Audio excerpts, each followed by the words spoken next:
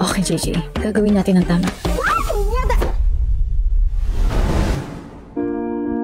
Daming nangyari simula na isuot ko tong uniform na to.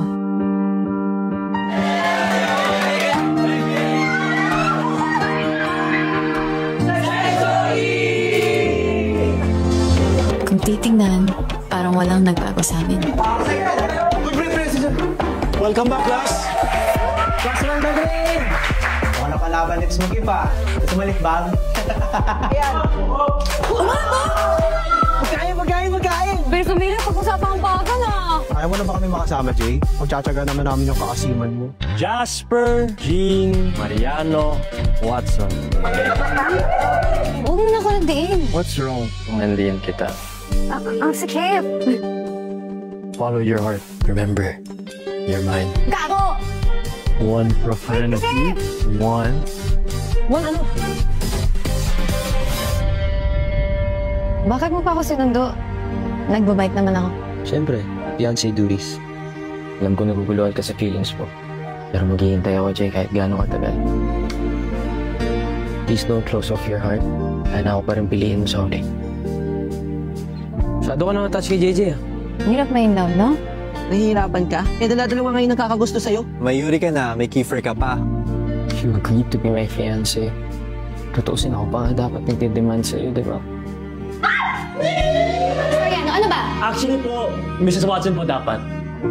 Pero sa lahat, ito na yung atang pinakamalala. I'm not giving up on you, Jay. Paglalaban kita. Game on.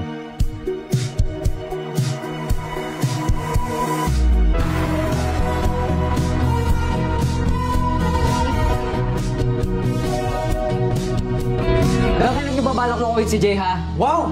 Kung makipag-bandi kay JJ, parang walang alak! Ano nangyayari? Bakit kayo nagkakagulo? Sa'yo na ba ni Kiefer? Di! Paano si Yuri? Landiin mo na lahat ng Section E para maganda. Total, wala ka naman pinagkaiba kay Ella. I'm returning her to you. She doesn't belong in Section E. Gusto na naman dito. Ikaw, di ba knight in shining armor ka yan? Ano nangyari? Stop it, Aries.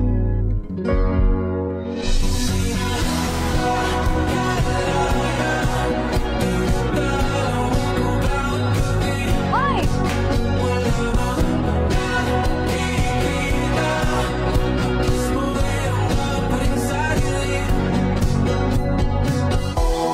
I'm sorry.